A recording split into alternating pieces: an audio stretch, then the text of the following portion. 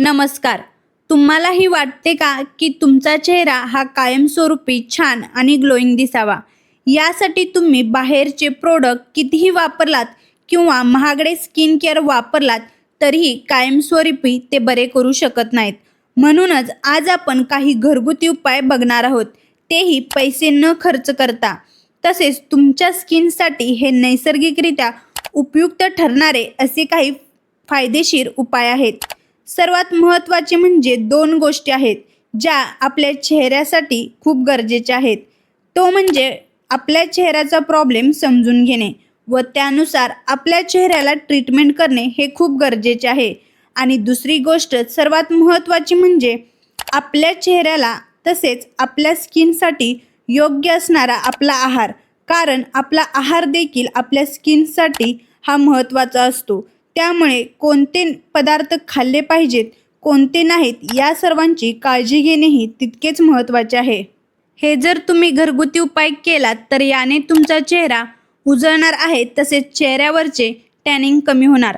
जर तुमच्या चेहऱ्यावर पिंपल्स आले असतील ते देखील कमी होण्यास मदत होते आणि तुमचा चेहरा ऑइली होत असेल तर तो अगदी कमी होण्यापासून मदत करते.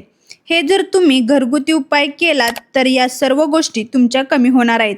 जेवढे तुम्ही बाहेरचे प्रोडक्ट वापरणार तेवढे स्किनला तुमच्या धोका असणार आहे.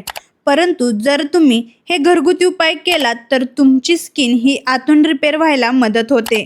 आपल्या चेहऱ्यासाठी सर्वात महत्त्वाची गोष्ट म्हणजे मॉइश्चरायझिंग.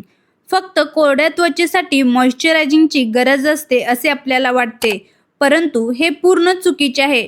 सर्व प्रकारच्या स्किनसाठी मॉइश्चरायझिंगची ही खूप गरज असते.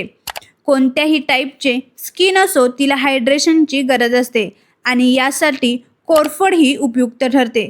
जर तुम्ही कोरफड आपल्या चेहऱ्याला लावलात तर कोरफड आपला चेहरा आतून मॉइश्चराइज ठेवते, तसेच मऊ व त्वचेवर सुरकुत्या पडत नाहीत. तसेच तुम्ही चेहऱ्याला दररोज कोरफड लावलात तर चेहऱ्यावरचे आपले डाग कमी होतात व आपला चेहरा हा तरुण राहतो.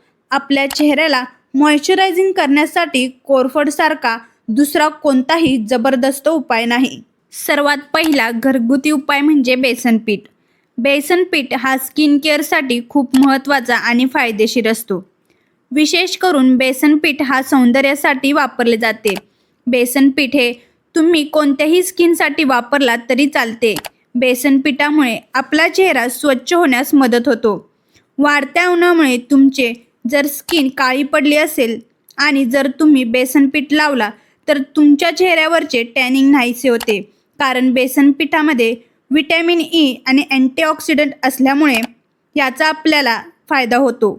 आणि सर्वात महत्त्वाचा फायदा म्हणजे तुमच्या चेहऱ्यावर जर पिंपल्स आले असतील किंवा जर तुमच्या चेहऱ्यावर जास्त ऑइल येत असेल तर ते कमी करण्यास बेसन पीठ हे खूप फायदेशीर ठरते. आता चेहऱ्याला बेसन पीठ लावायचे कसे ते आता आपण पाहूया. जर तुमची त्वचा तेलकट असेल तर तुम्ही बेसन पिठामध्ये अर्धा चमचा हळद आणि गुलाब पाणी घालून चेहऱ्याला लावू शकता. आणि तुमची त्वचा जर नॉर्मल असेल तर तुम्ही बेसन पिठामध्ये हळद आणि कच्चे दूध घालून त्याचा पॅक तयार करून तुमच्या चेहऱ्याला लावू शकता. चेहरा धुण्यापूर्वी आधी 5 मिनिटे तुम्ही चेहऱ्याला मसाज करायचा, मगच चेहरा धुवायचा, ही गोष्ट लक्षात ठेवा. यानंतर सर्वात महत्त्वाचा दुसरा आणि प्रभावी उपाय म्हणजे मुलतानी माती. मुलतानी माती ही आयुर्वेदामध्ये जास्त गुणकारी असल्यामुळे आपल्या चेहऱ्याला त्याच्यापासून काही हानी होत नाही. सर्व प्रकारच्या स्किन टाईप्ससाठी मुलतानी माती तुम्ही वापरू शकता.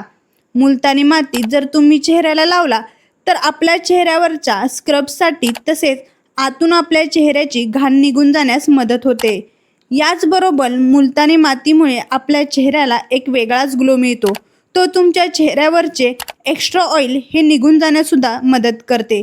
विशेष करून आपल्या नाकावरील ब्लॅक हेड्स आणि व्हाईट हेड्स काढण्यासाठी मुलतानी माती ही खूप महत्त्वाची ठरते. आता मुलतानी माती चेहऱ्याला लावायची कशी, तर मुलतानी मातीमध्ये 1 चमचा दही आणि गुलाब पाणी टाकून हा पॅक तयार करून घ्यायचा आहे आणि तुम्ही तुमच्या चेहऱ्याला 15 मिनिटे लावायचा आहे.